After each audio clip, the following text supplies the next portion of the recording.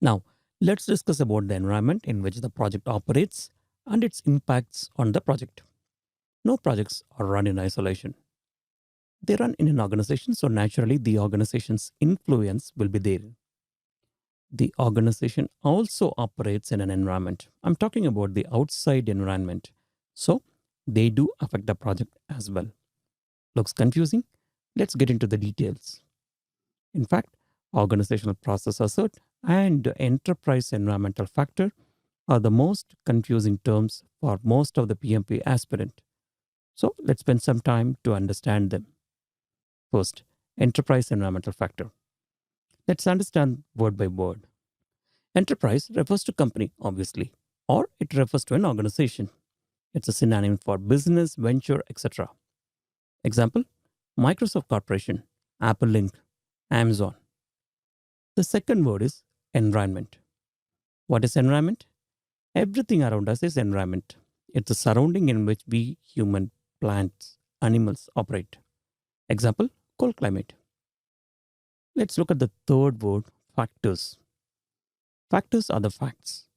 They are conditions. They can be ratio, numbers, value, or anything. You can't change them, but you need to consider them.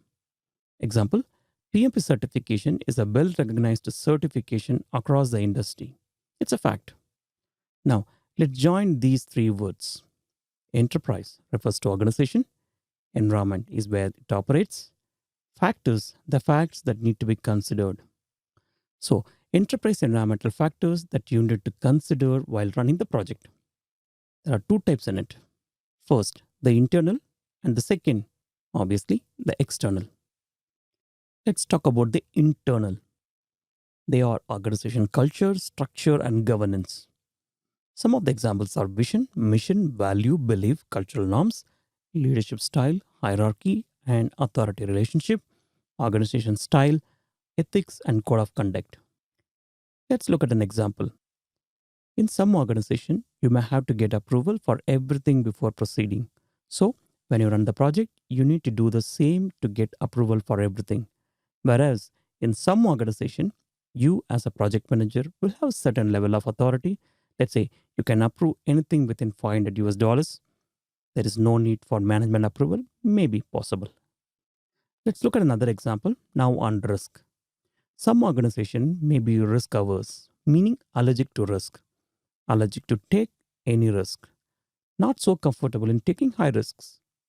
In this type of organization, you should not take high risks while running the project.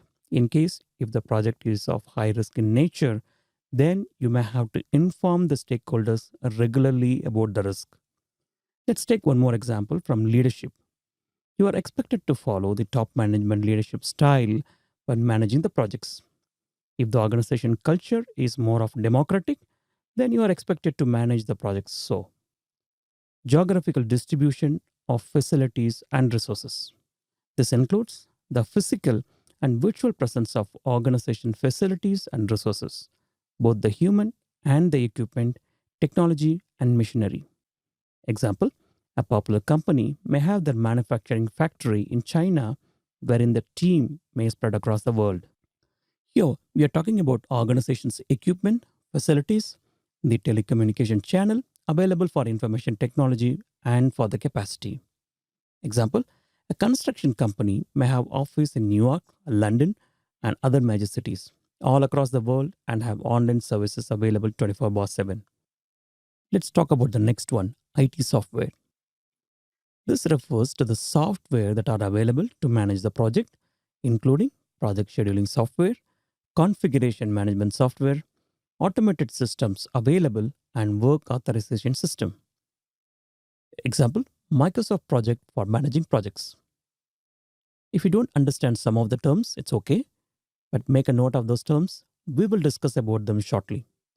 So, coming back to the scheduling software, the next one is employee capacity.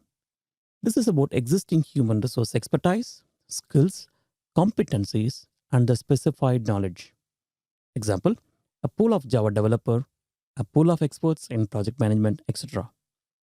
Let's look at some of the other internal factors.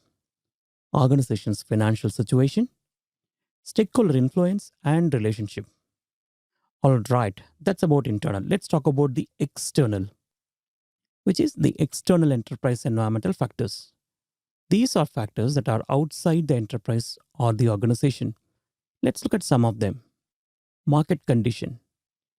How is the market condition? How is the demand for the product? How good the competitors are doing?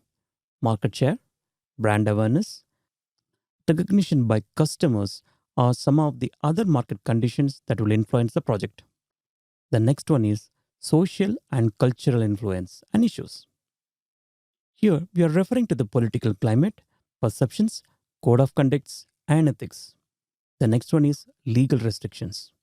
Here, we are referring to the local law and regulations that are specific to the country, such as employment law, procurement law, etc. Commercial database. If you are from outside the United States, this may look a little confusing. Let me super simplify it. Again, I'm mentioning super simplification. In the United States, cost estimation for an activity are collected industry-wide and published for public. Let's say you want to do plumbing work for your home. There is a standard hourly rate. This helps you as a customer to have an estimate before starting the work. For the organization, this data will be a very good reference when procurement to be done outside the organization. I know I have super simplified it, but I hope you get the idea. Anyway, we will have a detailed discussion about this in procurement knowledge area. But for now, just aware that these kind of data will have influence in the project, obviously. The next one is academic projects. Some of the examples are industry studies, publications, and benchmarking results. These studies will have direct or indirect influence in the project. The next one is government regulations and industry standards. Some of the examples are regulation by government or the industry that are related to products, production, environment, quality, and workmanship. Another example, government has a regulation not to carry out any project that is related to pharmaceutical within 50 kilometers radius within the city. The next one is financial consideration. Here, we are not referring to the financial situation of the organization because we are talking about external factors. So, it's all about the factors that are outside the organization, such as currency exchange rate, industry-wide interest rate, inflation rate, or other financial factors. These will have influence to the project, especially if the project includes multiple countries and multiple currencies. Let's talk about the last one, physical environmental elements.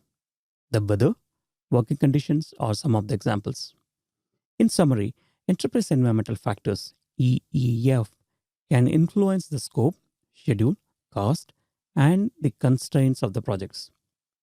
So, the project manager and the project management team, along with the stakeholders, accord these factors and assess its impact at regular interval throughout the project. All right, now let's talk about organizational process assets. Like the enterprise environmental factor, let's understand each word in organizational process assets. First, organization. Organization is a group of people with common interest. The synonyms are company, body, association, federation.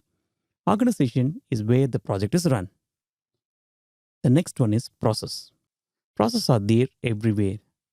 We follow process for consistent result, especially in organizations. Every department have their own process, like finance, product development, manufacturing. Process can be defined as a series of systematic actions or operations. These processes are derived by the organization over a period of time which produced consistent result. Assets.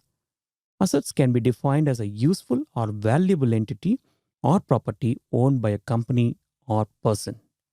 They may be tangible or intangible. The synonyms are belongings, valuables, property. Organization process assets are the set of standard processes that are defined by the organization for the benefit of the organization. For example, Apple's asserts is innovation and supply chain. The organization process asserts can be categorized into two. The first one is process, procedure, and policies.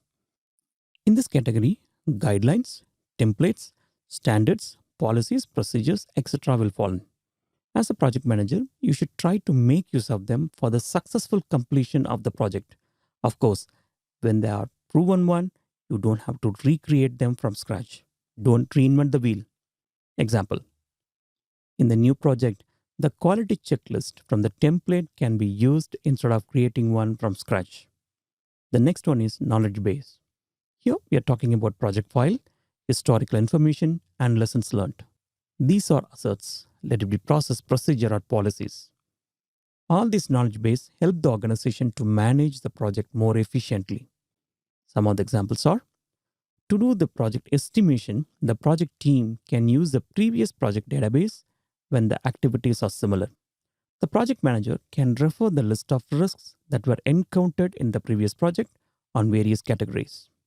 Let's look at the difference between these two, EEF and OPA. As I mentioned in the beginning, enterprise environmental factor and organizational process asserts are the two terms which are quite confusing, especially for the beginners. Both in enterprise environmental factor and in organizational process asserts, the word enterprise and organization refers to a company or an organization. In enterprise environmental factor, the environmental factor will affect the project either positively or negatively. So those factors need to be considered for the project success. Whereas in organizational process asserts, the asserts are the one the organization owns. They have to be effectively utilized for the benefit of the project. Now let's look at the difference. Enterprise environmental factors. These are just facts, conditions. They may be in favor or may not be in favor of the organization. Example: if the government increases the tax, it will affect the organization's profit negatively. On the other hand, if the taxes are reduced, then profit goes up. Enterprise environmental factors are very difficult to change. So you need to just factor them for the project. You cannot really do much about it.